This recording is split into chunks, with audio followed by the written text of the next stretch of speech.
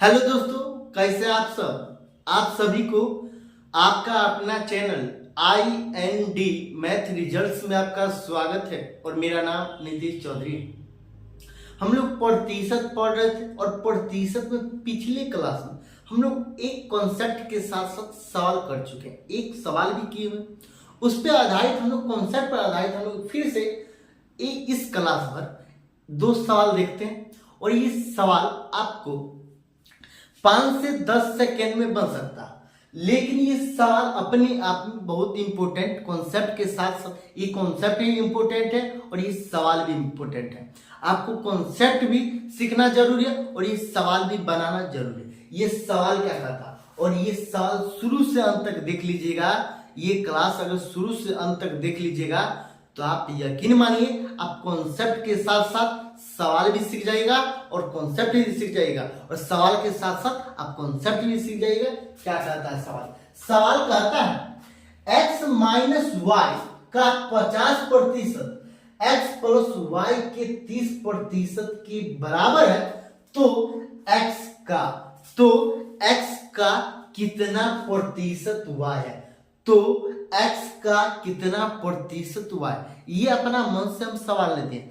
आपको लगता होगा ये अपना मन से सवाल है। ये एसएससी का पूछा गया सवाल।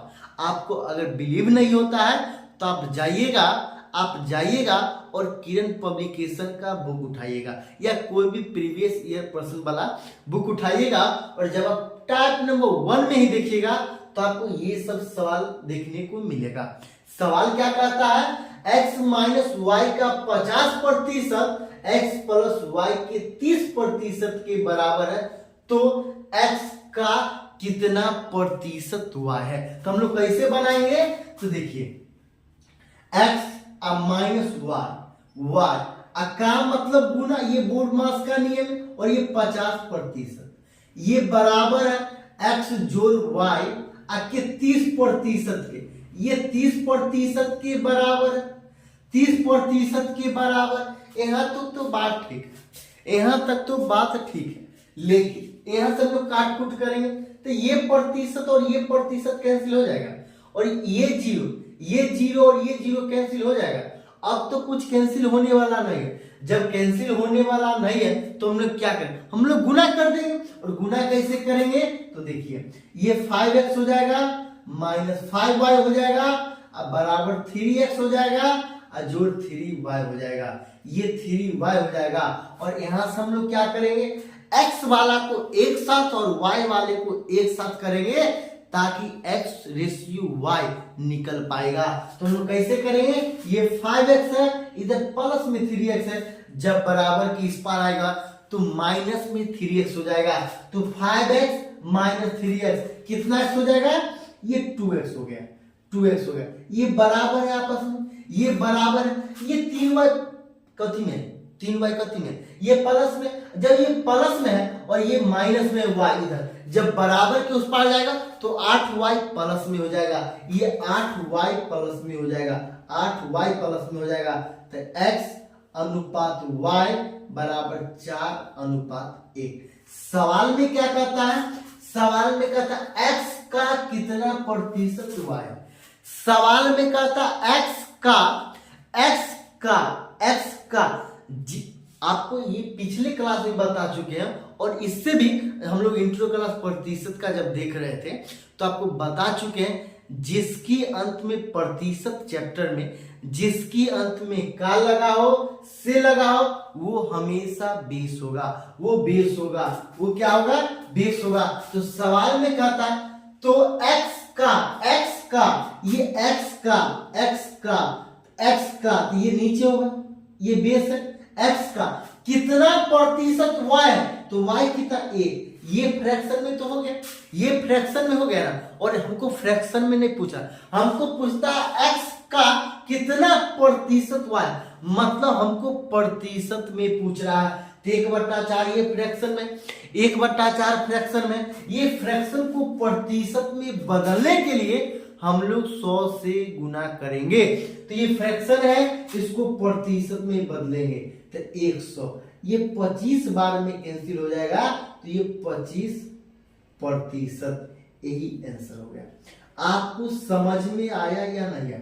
अगर आपको लगता होगा हमको कॉन्सेप्ट पता नहीं है तो आप सबसे पहले जाइएगा प्रतिशत का पहला क्लास, दूसरा क्लास, तीसरा क्लास, ऐसे करके जब आप ये क्लास पे आइएगा तो आपको 100% नहीं 120% समझ में ही आएगा और इससे आसान पूरे YouTube पर आपको कहीं नहीं मिलेगा। अगर आपको विश्वास नहीं है तो आप जाइएगा और YouTube पर प्रतिशत चैप्टर सर्च कीजिएगा और किसी भी टीचर से आप पढ़कर देखिएगा, इससे आसान बताया नहीं गया है। आपको अगला सवाल क्या कहता है? अगला सवाल कहता है यदि a का 20% बराबर है b के 50% के, कहता a का 20% बराबर है b के 50% के, तो a का कितना प्रतिशत b है? a का कितना प्रतिशत b है?